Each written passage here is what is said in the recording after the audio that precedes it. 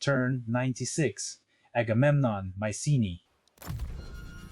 The banner is up, the treasury is in a healthy position, both royal councils are completely full, and for once there are no fires to put out before we can think straight.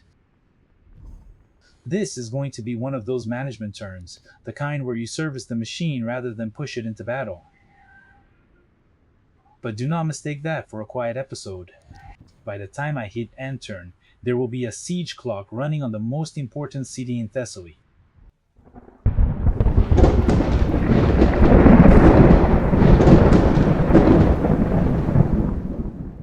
So, let's go. First stop, diplomacy. Across the table we have Hyperochos of Ephesos, and his portrait does a lot of talking before he even opens his mouth. Destroyer. Unreliable. Opportunist. Raider. 4 red flags stacked in a column, and he still turned up to negotiate. Worth a glance at the diplomatic overlay map behind the negotiation screen. Ephesos sitting in Anatolia, the Aegean laid out between us. Islands in Mycenae in gold, hostile red on the Asian coast. This is the geographic shape of a cold standoff. We hold the sea lanes and the island chain. They hold the continental shore, and neither side can move across the water cheaply. It has looked like this for several turns, and it suits us exactly fine. We hold the line. The war we want to fight right now is north, not east. Ephesos and Mycenae are never going to be friends. But gold crosses any diplomatic bridge, hostile or otherwise.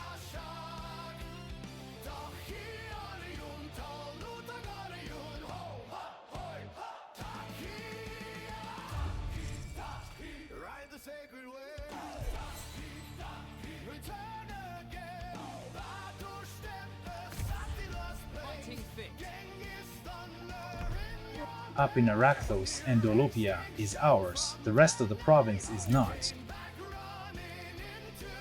Achaean influence in this province is barely into double figures. We own the ground militarily, but culturally it is still almost entirely non-Mycenaean. That does not resolve in one turn.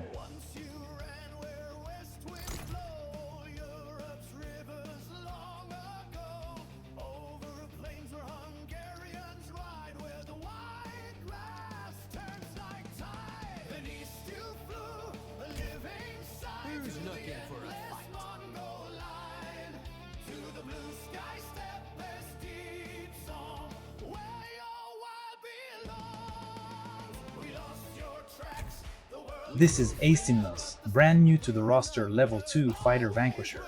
His motivation has dropped so low, it is practically tunneling under the map. So yeah, I think it might be time to replace him.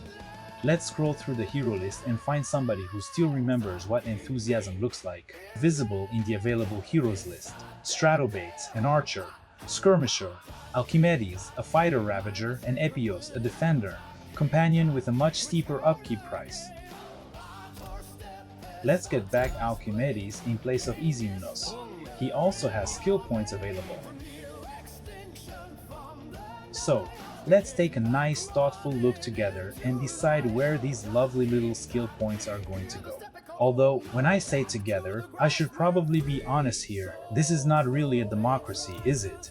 You can absolutely judge the decision from a safe distance, but at the end of the day, I am still the one clicking the button, so the final say is mine. Sorry about that. There is a decision on his bodyguard composition, lighter and faster versus heavier and more destructive. Once you pick a side, that tree closes. We are going light. Whether that was right, we will find out the first time he needs to outflank a position in a hurry. We still have 2 available skill points, so I usually do not have an instant favorite when I get a skill choice like this.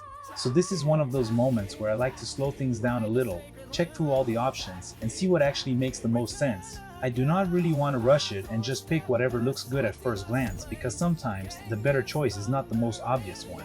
So I'm going to take a quick look through everything here, weigh up the options, and then go with the one that feels like the smartest long-term pick, even if it will turn out that it's not the smartest.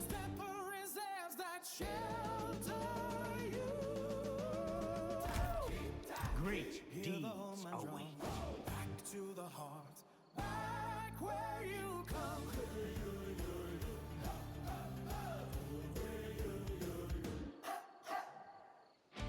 Ithaca has been attacked, Hippolyta's Amazons again, pressing our ally in the west. Clazomenae has been captured.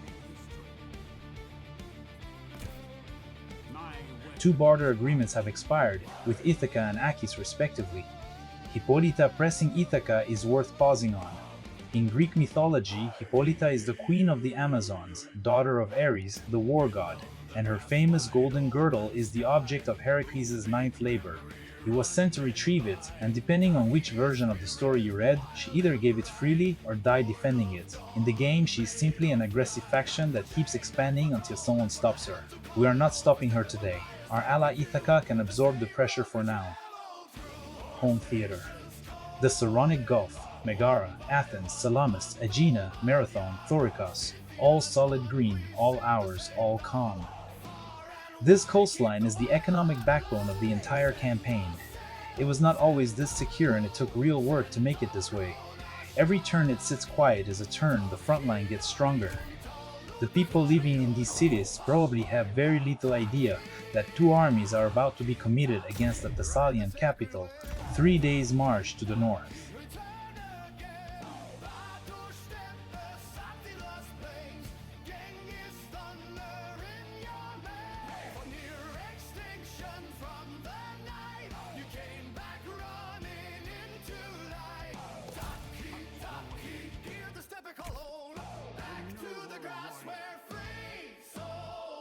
One piece of Cyclades business to resolve. Syros. Orestes brought a strong force up against a garrison with no walls and defenders considerably outnumbered. At those odds, a manual battle is 20 minutes of management for the same result. Bring their deaths. That beautiful stylized art with the orange and red sky and the dust and the silhouetted mountains, and Syros is ours. That was the right call.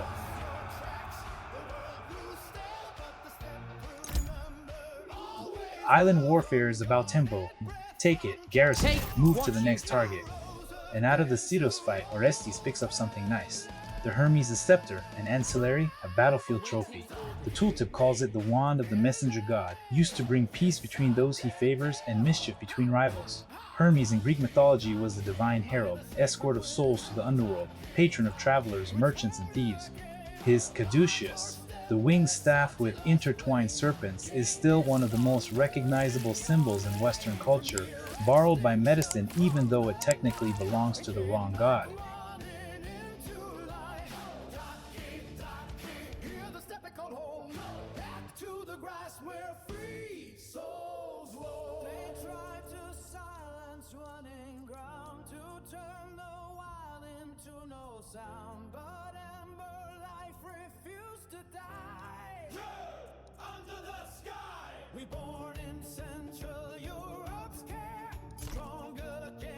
Pan across the Cyclades. Andros is ours. Chios, just west, ours. Syros, just taken, now showing green on the island chain. Hydroessa are still hostile, red markers in the sea. The chain is not complete yet, but it's getting there. Mykonos sits in the corridor. The most famous party island in the modern world was in the Bronze Age, a significant waypoint on the trade route between the Cyclades and the Ionian coast, controlling movement between the Aegean islands and the western approaches to Anatolia.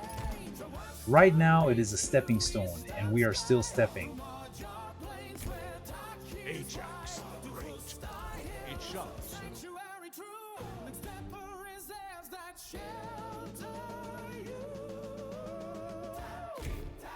I'll win or die trying. Back to the heart. Back where you come.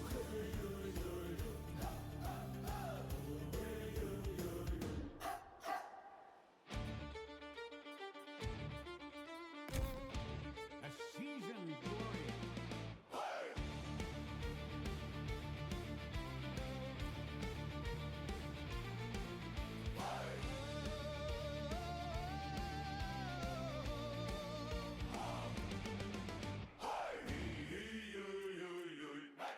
The lion's share. Akis, Mines, Droizen. 3 vassal factions, each contributing grain, wood, and stone each turn. The raid is calibrated. You could extract more, but higher demands damage the relationships, and damaged relationships mean reluctant compliance and less tribute over time. We hold the rate where it is, measured, sustainable, compounding. Vassal tribute is one of those systems that barely registers turn by turn and then becomes a meaningful supplement when you look at the ledger across 20 turns. The name tells you everything. The lion always takes the biggest share. A look at what is still outstanding in the islands. Hydroessa is sitting there, hostile, uncontested, with its red marker. The full Cyclades consolidation is close but not finished. When it is, these island provinces generate a chain of tax income and control the sea lanes into the Ionian approaches. Let's send Demas to siege Hydroessa. He's close, but seems he doesn't have enough action points to reach the settlement and start the siege. Pharsalos will take his place in Andros, so the settlement does not remain unguarded and also his troops recover faster. Island provinces are underestimated in Total War because they look small. In the Aegean, they are the difference between having a navy that matters and having a navy that just costs upkeep. There is a spy planted in the Euboean channel, the strait between Attica and the island of Euboea, with Andros and Chariots visible on either side of the water.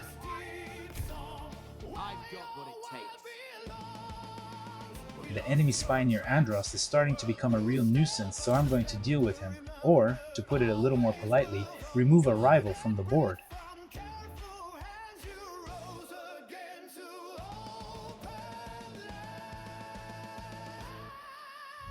Well, that went nicely. Enemy agent removed from the map, problem solved. And as a little bonus, Oilier has picked up a skill point as well, so in a moment we'll sort that out too, and see where it makes the most sense to spend it.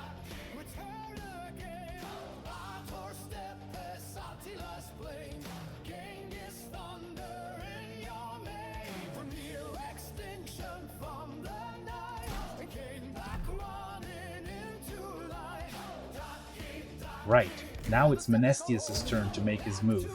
Most of the time, I like using my envoys to improve my settlements rather than sending them off to do anything too adventurous. In this case, I'm going to have him venerate the ancestors, which should give me a bit of extra influence in Marathon. Always useful, especially when you're trying to keep things running smoothly at home.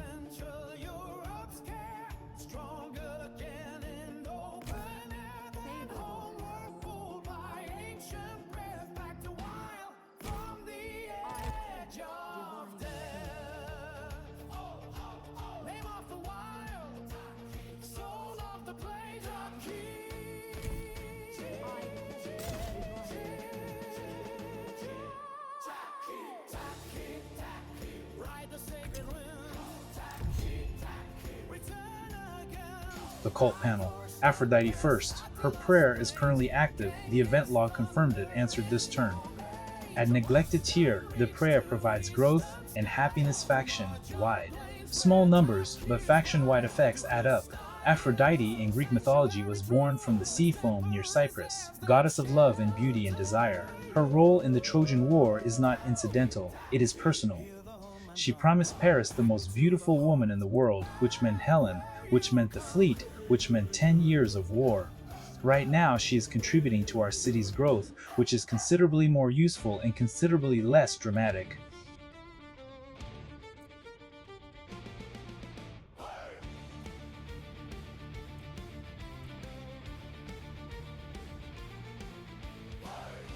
Hera is the queen of Olympus, wife of Zeus, and she never forgave Paris for the beauty contest where he chose Aphrodite over her.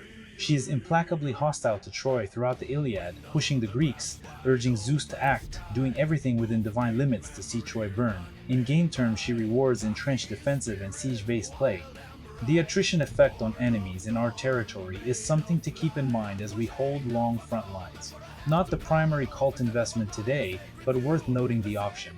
Hephaestus is the smith of the gods. He built the armor of Achilles, the palaces of Olympus, the nets that caught Ares and Aphrodite in Flagrante. Anyway, for this turn I have activated a prayer to Poseidon, which means my armies will be protected from deep sea attrition for the time being. That is going to make moving across the water a lot safer and honestly a lot less annoying, which is exactly what I need right now while my armies move between the islands. Poseidon is the Greek god of the sea, earthquakes, and horses, so he is very much the one you want on your side when your armies are sailing.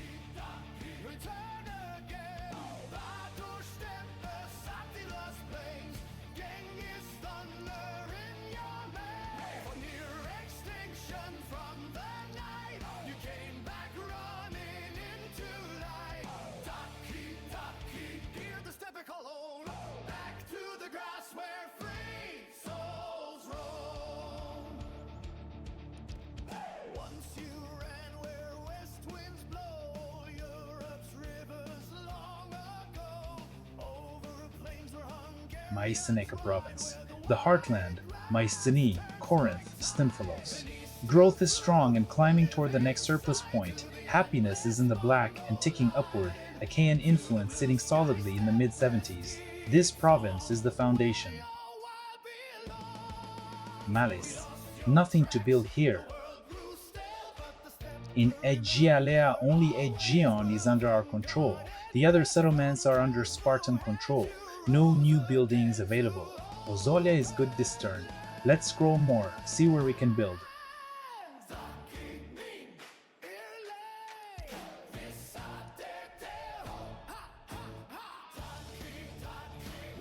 In Andros, there are multiple buildings waiting for repairs after the settlement was sieged and taken, but currently I want to carefully think on what to spend the building materials.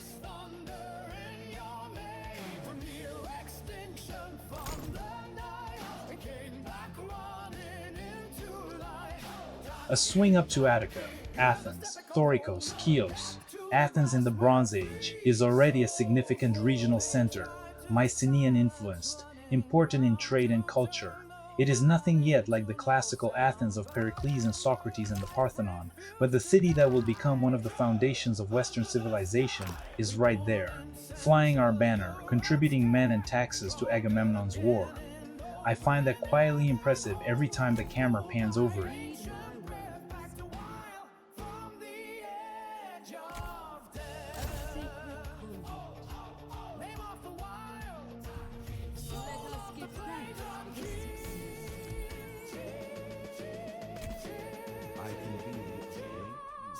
North now. Pharsalos is sitting there with the Thessalian banner, hostile X, wall standing, garrison inside. Cranon and Arni are Thessalian too, a chain of hostile settlements across the plain. Our armies are converging. This is the build-up shot, the moment before the siege panel opens. Pharsalos in Greek history is one of the most significant names on the map. The Battle of Pharsalos in 48 BC is where Julius Caesar destroyed Pompey's larger force and effectively won the Roman Civil War. But in the Bronze Age, the city is already a major Thessalian center. It sits in the plain of Thessaly that was, in mythology, the homeland of the Myrmidons, Achilles' own people. Taking it is not just a strategic box ticked. It is capturing a piece of the legendary landscape that produced the greatest warrior of the Trojan War. Castor, our spy, is up at Trachis level 14, standing passive. He is covering the approach through Malis toward Thessaly, the same corridor that in 480 BC would be guarded by a much smaller force at a much more famous choke point. Thermopylae is just to the south, the Hot Gates, where Leonidas and the Spartans held the Persian army of Xerxes for 3 days in one of the most celebrated last stands in human history. Castor is sitting at the exact strategic junction that makes that pass matter. His skill progression is working toward an ability that improves his chance of neutralizing enemy heroes. When that unlocks, he stops being a lookout and becomes a scalpel.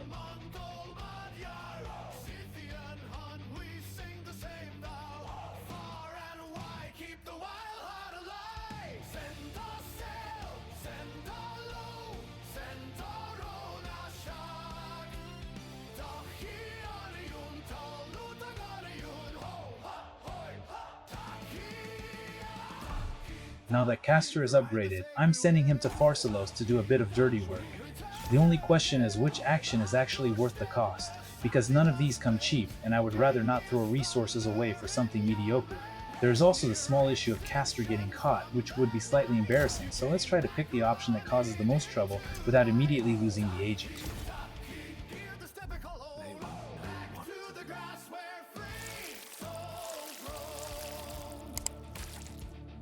good old Castor.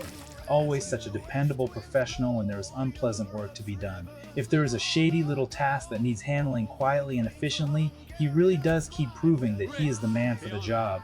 Not the most glamorous role, perhaps, but reliability like that is hard to argue with. Here it is. Agamemnon's army walks up to Pharsalos. The pre-battle panel opens. Divine support in this battle. 3 deity icons appear at the top, the gods whose favor we have built up answering the call at the walls. Across the screen, Orestes of the Thessalians defending the city, with Silenos holding the settlement garrison position. Available siege equipment is in the stock tab. Rams and ladders already built, the construction queue still running items. The prompt offers us the assault or the siege. We do not assault, we lay siege. The timer starts. This is the right call. We have the stronger position, we have divine support, and we are not in a hurry that outweighs the benefit of going in fully equipped. The construction queue finishes its items over the coming turns, and when we finally go over those walls, we go over them with everything ready. Pharsalos has been standing since before Achilles' father was born.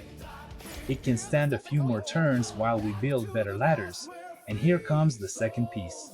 Amphimachos moves his army down onto a tile south of Pharsalos. Aeolia province, grassland terrain, 45% ambush chance from that position. This is the screen. Any Thessalian force coming south to relieve the siege walks into Amphimachos in ambush before it ever reaches Agamemnon's lines.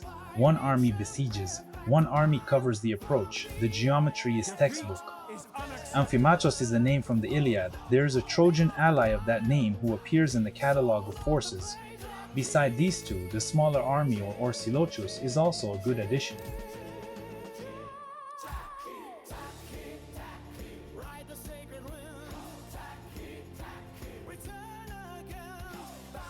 A pan north after the siege is committed, into the northern Aegean. Hyperochos and Syros are sitting there with hostile banners. Syros is worth a mythological footnote.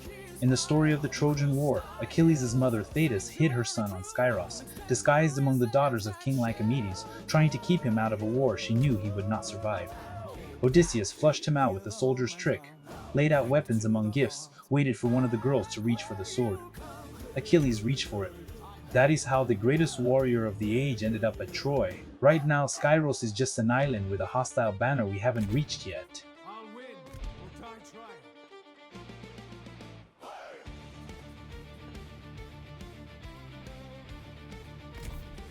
Staunch ally.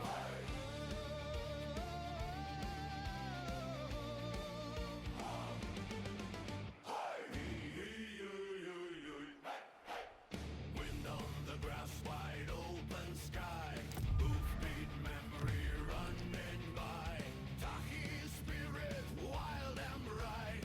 Born of dawn, made of light. Not for chain, not for throne, not for A check on Hippolyta's Amazons. The diplomatic screen pulls up. She is aggressive by trait, and the relation numbers between Mycenae and the Amazons are not friendly. Her resources are substantial. She is not a minor faction. This is the same Hippolyta who attacked Ithaca this turn. She is actively expanding and does not seem inclined to slow down. We are not fighting her today, and we are not offering her anything. The meeting is an observation. Where is she? What is she doing? Is there an angle here worth pursuing? The answer to all three is north, expanding, not yet. ride the sacred way. Return again. Back to the Cyclades. Andros with forces positioned around it. Hydroessa to the south still flying hostile colors. The push to complete the island chain is the next objective after the Pharsalos siege is resolved. When Hydroessa falls, the Cyclades become a consolidated economic and naval platform for the eastern push. These islands were the arteries of Aegean trade in the Bronze Age. Copper from Cyprus moving west, tin from Anatolia trading east, pottery and grain moving in all directions. Controlling them in this campaign means controlling the flow of resources in the region, even if the game abstracts that down to province income. Now at the final part, let's do some trading. Every trade, even the smallest, one helps improving the relation with other factions, even if they are enemies, that is, if they accept. So I tried to see whether Anthes of Noagria would accept becoming my vassal. now that my army is politely gathered at its front door, and yeah, apparently we are still galaxies away from that. I guess this means no deal this time. Honor and pride above all. A wider view of the Greek mainland before we close out the administration pass. Everything south of Thessaly, the Peloponnese, the Isthmus, Attica, the Argolid, is either Mycenaean gold or allied territory, Argos, Corinth, Mycenae itself. Agamemnon's empire from the air looks almost the way Homer described it, the most powerful king of the most powerful people in Greece. Chromis of Dionysos is next. Let's hear it then. Dionysos is a small faction. Chromis is carrying reliable and diplomat in his trait list, and this is emphatically not a hostile meeting. No deal is pushed, no offer on either side. Sometimes diplomatic contact is the whole point. You keep the channel warm, you stay visible on their map, and if the day comes when you need a route through their territory or a trade favor, the relationship is already there. We are maintaining, not extracting. Next time, maybe something more.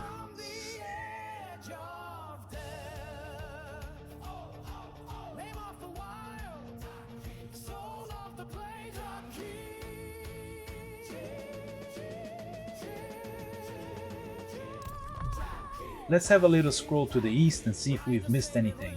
Maybe an army hiding out there, tucked under the waves, swallowed by a storm sent personally by Poseidon, or just taking a suspiciously long break in the arms of some sirens. At this point they could be up in the olive trees, crouched in the bushes on some tiny Greek island, just waiting for the perfect moment to jump, Ajax the Great. The supreme military command position is empty, one of one unfilled. The four candidates on the left side of the panel, Stratobates, Teucer, Alcimedes, Hippomenes, are all available, but none can be promoted to the Lauagetas position. However, Amphimachos could be promoted. For that I need to remove him from the position of Telestas, then I will promote him to the Lauagetas position.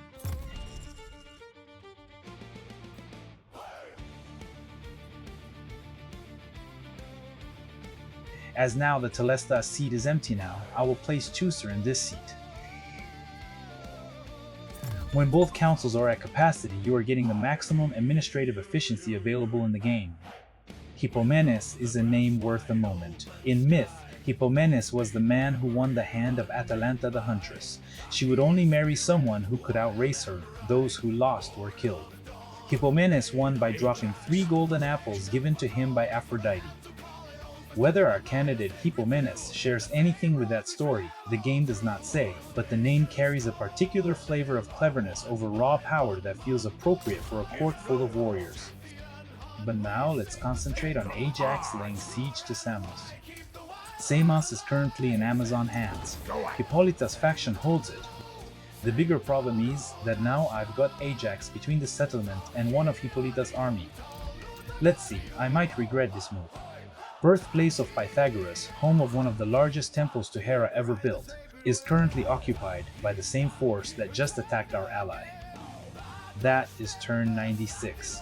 Syros taken, Hermes Sceptre on Orestes, the Stymphalos military building in the queue, Hephaestus and Aphrodite prayers running, the royal courts at full administrative strength. If you are following the Mycenae campaign, subscribe. There is a lot more on the way.